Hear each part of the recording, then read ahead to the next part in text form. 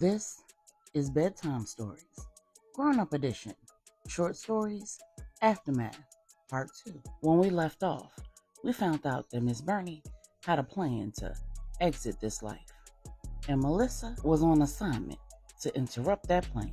She'd gathered all of the children at the estate under the watchful eye of Mom Brenda and Mom Joyce for a party in Miss Bernie's honor. The Queen Mother had left clear instructions. Donovan's children were to remain in the playroom so that they wouldn't come into contact with Miss Bernie. She didn't know, though, that Melissa was the one who met Miss Bernie at the door and directed her straight to the playroom. All of the children enveloped her in hugs and kisses, and she even had the opportunity to hold Isla and V for the first time. When everyone started eating, Melissa slipped out of the room and went and found her parents. She said, "If you're looking for Aunt Bernie, she's in the playroom with us kids. We're having snack and cake." Hugh said, "She's here for a meeting, not snack and cake, baby girl." Melissa said, "I know, but we wanted to see her one last time."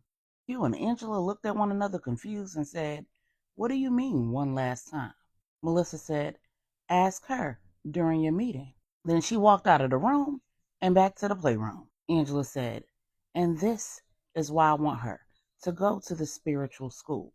She has gifts that are beyond our comprehension, and we don't have the skills necessary to support her." Hugh said, "There's way too much going on for me to let any of my children out of this house. She and Michael are already having a hard enough time, feeling secure now that we have V and Isla. I don't want her to feel like we're trying to get rid of her." Angela said, "And that's why we need to discuss it with her.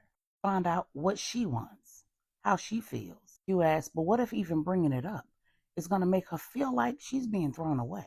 She's on the spectrum. The way that she processes information is a little different." Angela said, "But she's also wise, beyond her years.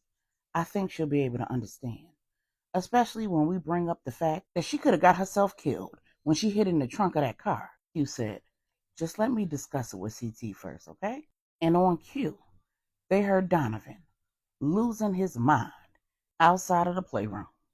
He'd walked in, discovered Miss Bernie inside with his children, and was going off. When Q and Angela ran out to see what was going on, they overheard Donovan saying, "I can't trust none of y'all. I clearly said that I don't want my kids around this, and what y'all do? Y'all have a damn party with her." Donovan was yelling and screaming and cursing, so much so that some of the kids were crying. The Queen Mother heard him all the way upstairs in her apartment. She came running down to see what was going on. Mom Brenda had rolled herself into the hallway because she was still in the wheelchair. Melissa was pulling Donovan out into the hallway, and Mom Joyce was closing the door to keep the other children inside. Donovan turned to Angela and said, "I'm sure that this was your doing." Before Angela could respond, Melissa said, "Uncle D, do you want to go to hell?" Shocked, everybody stopped talking and just stared at her. Donovan looked at Melissa and said, "What you talking about, Niecy?" Melissa asked again, "Do you want to go to hell?" Donovan said, "Why would you ask me that?" Melissa said, "Because you're doing a lot of things that's going to wind you up in hell if you don't get saved and get baptized. Don't you want to go to heaven and be with Grandpops?" Before he could respond or anybody else could say anything, Mom Brenda said, "If you want to blame someone, blame me. Melissa told me that she'd been having dreams about Bernie's untimely demise, and I told her to pray and ask God what she should do. When she came and said that she wanted to have a play fun day with all of the kids today, I didn't make the connection. And when she left the room and came back with Bernie, I put two and two together." Then she looked at Melissa and asked, "Is this what God told you to do, baby?" "Yes, he told me to throw a party and that Aunt Bernie would come and he would do the rest. He also told me to pray for Uncle D, because he might go to hell. But I don't know if I was supposed to tell him that." Then she looked at Donovan and said, "Are you angry with me, Uncle D?" "I'm sorry. I wasn't trying to make you angry. I just don't want Aunt Bernie to die. And I don't want you to go to hell." Donovan said, "No, I'm not mad at you, Niecy. I love you. And you're right. I don't want to go to hell. But if I'm going, your Aunt Bernie going with me." Hugh said, "All right, Donovan, that's enough. Melissa, go back in the playroom." Mom Brenda said, "Now, Donovan, you know that girl is going to be worried that you and Bernie are going to hell." "Why would you say that?" I know that you're going through a lot and you're dealing with a lot of things, but you need to understand something. Lashing out at everybody and saying the first thing that comes to your mind, sleeping with Rennie, and disrespecting your family is not going to make any of this better. You need to deal with what's truly at the heart of this matter. And it isn't Bernie. It's not Q or Angela either. Donovan said, then who is it? And in unison, Mom, Brenda, Q, and Angela all said, you. Meanwhile, in New York City, Miss Charlotte got a visit from her friend, Samuel Baptiste. Miss Charlotte said, so we got the kind of relationship where you could just show up at my home unannounced and uninvited? Samuel said, I would hope so. Miss Charlotte said, based on what? You paying a couple of bills? I don't think so. Samuel said, had I called first, would you have said no? Miss Charlotte said, I don't know. How about I close the door and you call and ask if you can come over? Samuel chuckled and Miss Charlotte closed the door in his face. She was thinking to herself, I don't know what we doing here, but I know one thing. It's time out for me allowing men to decide what I will and won't do. I'm done being controlled by the whims of these men. If we're going to get something started, it's going to be on my terms. Then her phone rang. Miss Charlotte answered the phone and said, hello? Samuel said, how you doing? Miss Charlotte said, who is this? Samuel said, that's what we playing those kind of games, for real. Miss Charlotte laughed and said, how can I help you, Sammy? Samuel said, you better not ever let anybody hear you calling me that. I was wondering if you had a few moments that you and I could talk in person. I wanted to stop by. Miss Charlotte said, oh, such a gentleman. I appreciate you respecting me and my home enough to call before you show up. Let me check my schedule and see if I have a few minutes that I can spare. She rifled through some papers that were sitting on the side table next to the door and said, it looks like I'm otherwise engaged at the moment, but I have some free time in about an hour and a half. Samuel said, seriously? Miss Charlotte said, yes, I have things to do. I'm not sitting around waiting for a man to call me. Samuel said, so what time you want me to come back, Charlotte? Miss Charlotte said, let's say 2 o'clock. I should be free then. Samuel said, all right. When they hung up, Charlotte was giggling and doing a little jig. She didn't know what to do with herself. She looked in the mirror over the side table next to the door and did not like what she saw.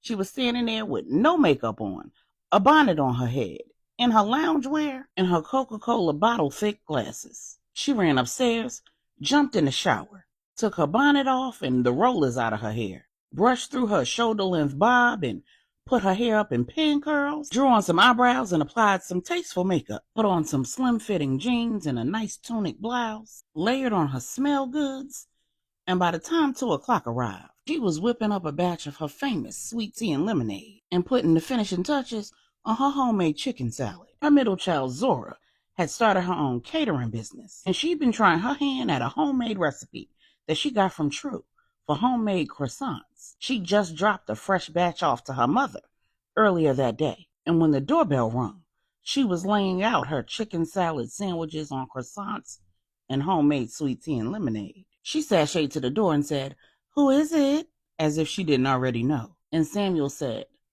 it's Samuel. She opened the door and said, it's a pleasure to see you. Come on in. He came in, handed her a bouquet of roses that he went and procured while he was waiting for their scheduled appointment time, and kissed her on the cheek. She got a good whiff of his Creed cologne and involuntarily moaned. He stepped back and said, you look beautiful. You smell good too. Miss Charlotte said, I know, and walked into the kitchen. Inside, he was pleased to see the chicken salad, croissants, lettuce, tomato, condiments, the pitcher of sweet tea, and a glass for both he and Miss Charlotte. Charlotte walked over to the counter where she had a to-go box and a to-go cup and said, you want to take this out to Marley or take it out when you leave? Sammy just looked at her and shook his head. He said, you are one of the most thoughtful women I've ever met. Not to mention, one of the smartest and most beautiful. Miss Charlotte said, I know. Meanwhile, in Dallas, Q and Angela were sitting down and having that long overdue conversation with Miss Bernie. Angela asked, so how do you feel that things are going over at Vibrantly You, now that you have a counterpart and the staff has gone through a major reorganization? Miss Bernie said, I feel out of place. It doesn't feel like the old family atmosphere that we had established in North Carolina or even in Denver. I learned the business from the ground up, and you brought in someone who has a great deal more education and experience than I do. So once I trained her on the specifics of Vibrantly You, she didn't need any more help. I feel absolutely useless. But I guess that was the point. Angela said, "No, that wasn't the point, Miss Burney. The point was to create an opportunity for you to step away from the business and do whatever it is that you would prefer to be doing and be able to have a relationship with me and Stephanie and our children. We wanted to eliminate the conflict of interest so that if you did decide that you wanted to stay with Vibrantly You, it wouldn't clash with your involvement with the family. Our hope was that you wouldn't only be teaching your counterpart, but you'd be learning from her too. And we also hoped that perhaps you all would become friends." Ms. Burney said, "Well, I don't understand what you all expect from me. You want me to train my replacement and either leave the business and find myself something else to do while working on my relationships with you all, or stay with the business and accept a demotion and start dating my replacement?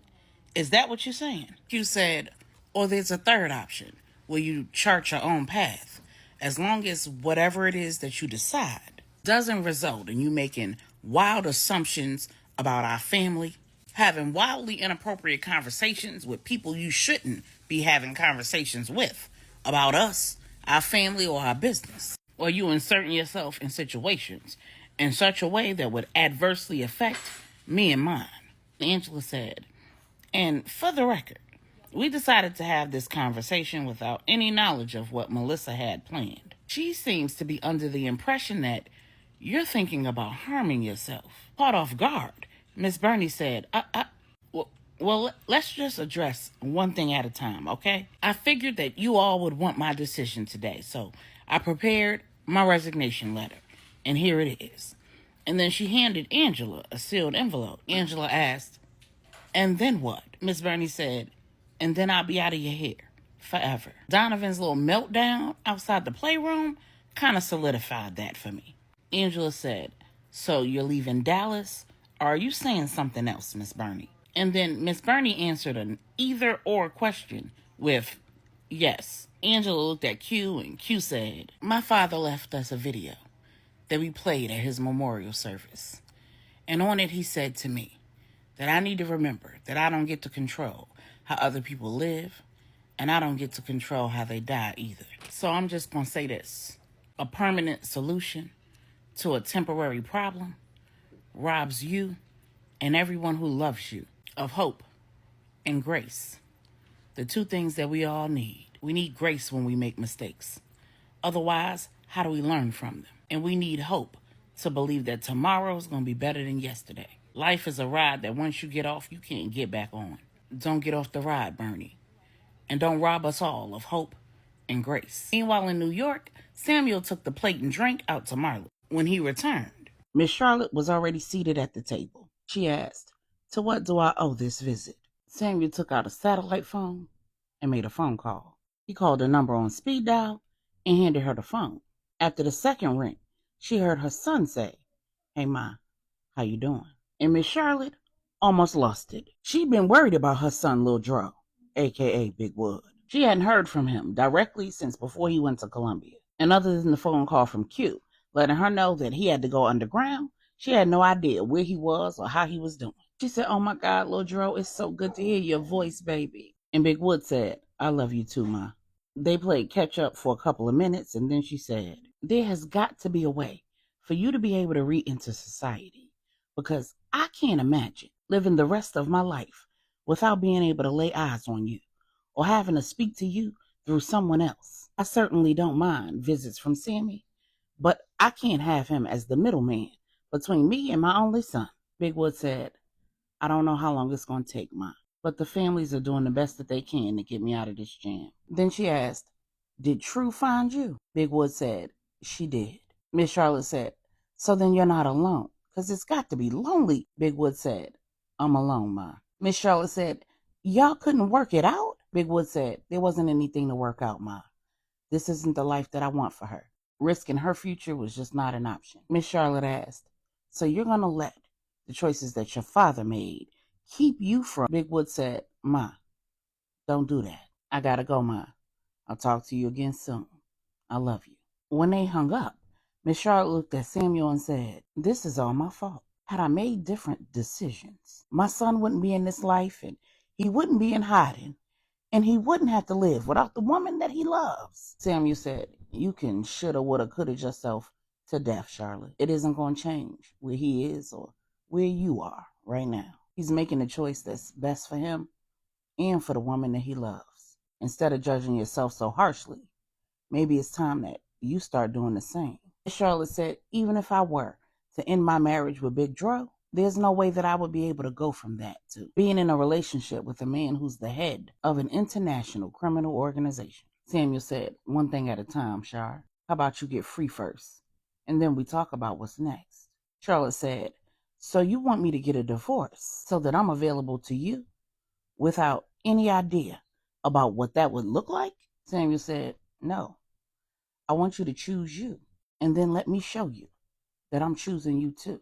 Samuel didn't want to tell Charlotte that his plan was to step down from the throne and turn the reins over to his daughter so that he would be free to pursue her after she was free from the shackles that had her bound. He did not want to influence her decision by telling her what he decided. And Charlotte knew that she no longer wanted to be married to Big Dro, but she was a little scared to go out on that ledge and not know what or who would be there to catch her if she fell off the edge. But she decided to throw all caution to the wind. She said, I'm going to take that ride. I'm going to go see Big Dro. I'm going to tell him how I feel and what I'm planning. And when it's all said and done, I'll let you know. But hear me when I say that I will not go from the wife of a convict to the play toy of a gangster. And Big Samuel said, and I would never ask you to do that. You were made to be a wife, and I was made to be your man.